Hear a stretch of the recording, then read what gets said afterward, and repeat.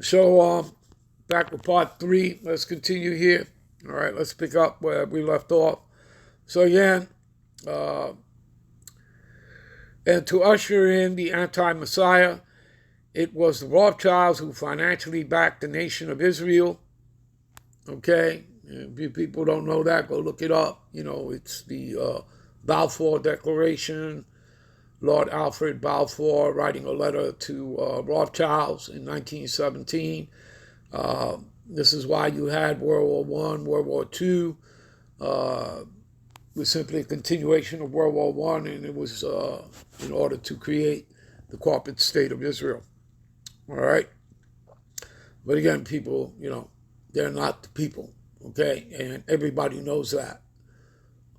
All world leaders, everybody knows that. They know the history. You people should know the history. Of course, America doesn't, give you that. You have to, if you read the scriptures, you would know that already. Okay, and it's also in circular history. All right, so you know that they're not the people, and you know that you Negro, Latinos, and Native Americans are, if you've read the Bible and you have the understanding of the scriptures, then you would know that you're the people. Okay, but remember that the Lord is only coming back for His elect. All right, that's how it starts, and the 2/3 that don't make it onto the chariots, to receive, the, first ticket in, right, into the kingdom, well, they'll come back as children of the elect. All right. So you would know all that, if you read the scriptures, people. All right. It's a live, living entity, the scriptures. Remember, Yahweh Shai, Hebrews 10 and 7. Lo and behold, I come in the volume of the book. You understand? All right. So again, who financially backed the nation of Israel so they could eventually set up the throne for the anti-Messiah in Jerusalem. And yet, during World War II, their money and resources were used, all right, to kill millions of Jews. But these were seen as expendable Jews from the house of Jacob. Remember, these guys have the audacity to use the Bible as a blueprint to take over the world. You gotta laugh at some of this stuff, people. All right, to keep your sanity. Anyway, let me give you some background information. On one level, the Rothschilds secretly call themselves the House of David. You hear that? Secretly. Okay? From the tribe of Judah, which, of course, the scriptures prove that they're not. All right? As well as circular history.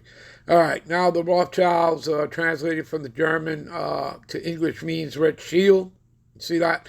The real name goes back to Amschel Bauer. Bauer means peasant. All right, that's who they really are, but of course they changed their names.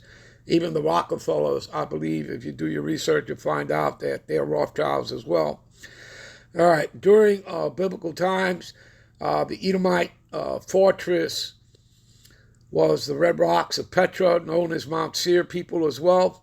All right, in the scriptures, the elder twin brother of Jacob was described as red and hairy, and this information fits perfectly with what survivors have been telling me, that on a deeper level, the Rothschilds are also claiming to be the descendants of Esau. There you have it, people.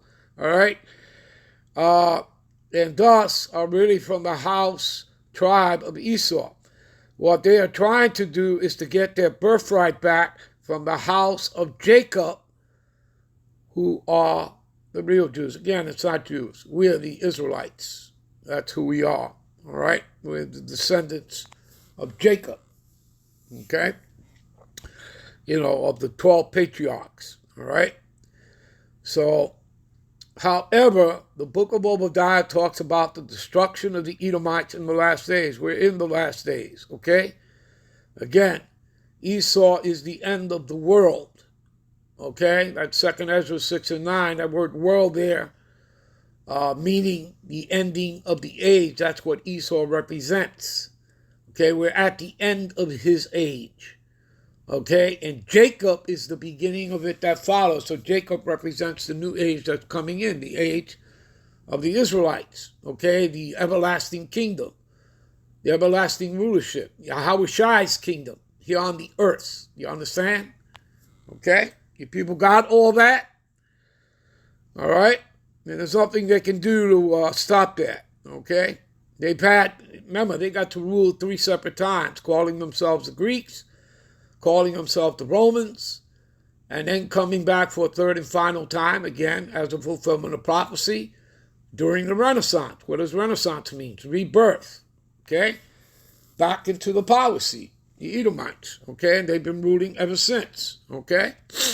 All right, since the Renaissance till now, all right, to present day, okay? But now we're at the end of his little season, okay? All right. Let's see here. Okay, let's continue here.